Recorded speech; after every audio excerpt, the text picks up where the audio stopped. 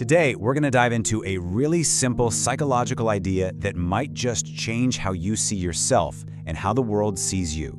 It's called chair theory, and it all kicks off with one simple choice. So I want you to imagine something with me. You walk into an empty room, and inside there are just 3 chairs. That's it. Which one do you sit on? Go on, pick one in your mind. It seems like a pretty basic decision, right? Maybe about which one looks comfiest. But, oh, it's so much deeper than that. Because, you see, that question isn't really about comfort or which chair has the best view. It's a question about your inner world. It's about what you, deep down, believe you actually deserve. And this brings us right to the heart of something called chair theory. The whole idea is beautifully simple. The chair you instinctively choose, well, it acts like a mirror for your own self-worth. It's this quiet, invisible force that doesn't just decide where you sit, but it also dictates what you'll put up with in your life and, ultimately, how other people end up treating you. So what's the deal with these 3 chairs? Well, each one represents a different level of self-worth, a different mindset. As we go through them, I want you to honestly ask yourself, which one feels most familiar?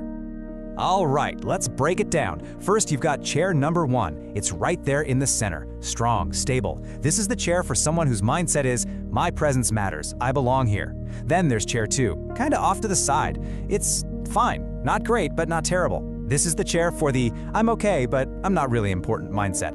And then you have chair 3. It's tucked in the corner, maybe it's a little wobbly, uncomfortable. This is the choice for anyone who feels, I'm just a burden. But here's the absolute key to all of this, the most important part. No one assigns you a chair. There's no host telling you, oh, you sit in the corner.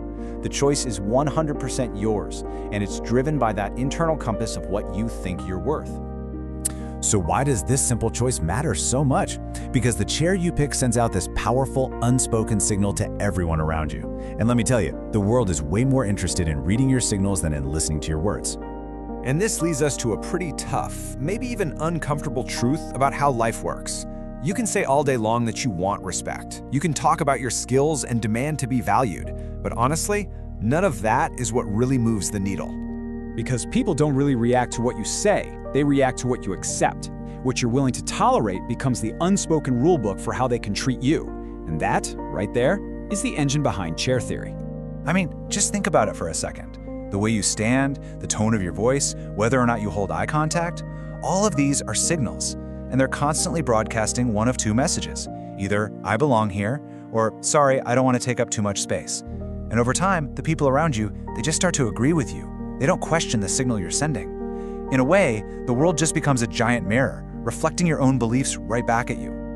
Okay, so let's pull this idea out of a made-up room and drop it into your actual life.